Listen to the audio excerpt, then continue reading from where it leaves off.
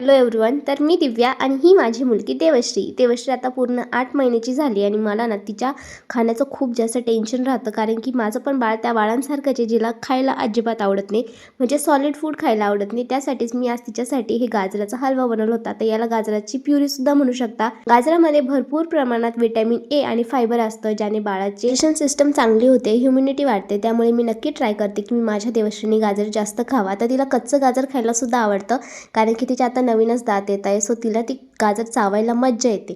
मग ती तसंही एन्जॉय करते, पण हे प्रॉपर तिच्या पोटात जावं त्यामुळे मी असं करते, गाजर छान पील करून किसून घेतलं, त्यानंतर थोडंसं पाणी टाकून शिजवून घेतलं. आता त्यात पाण्याच्या ऐवजी तुम्ही दूधसुद्धा ॲड करू शकता आणि मग तुमचं बाळ जर दूध टाकून खात असेल तर तुम्ही ते करा. आता इथे माझं प्युरी तर रेडी होती, पण माझं बाळ अजिबात रेडी नाही आहे, कारण मला माहिती आहे तिचे खूप नखरे राहतात खाण्याच्या बाबतीमध्ये. तर पहिलाच घास खाल्ल्यावरती तोंडावरती असं बोट ठेवलं होतं की जसं आई नक्की काय आहे, तू काय खाऊ घालती मला. देवश्रीचे कितीही नाटके असले ना तरी पण मी बरोबर तिच्या सगळ्या डॉल सोबत घेते आणि तिला असं नादवत नादवत खाऊ घालते. आता शेवटी मी आई आहे, मला तर हे करावंच लागेल, कारण की माझं बाळाने पोट भरून खावं ही माझ्या मनापासून इच्छा असते. हा व्हिडिओ तुम्हाला थोडा जरी हेल्पफुल वाटत असेल ना तर प्लीज माझ्या चॅनलला सबस्क्राईब करा.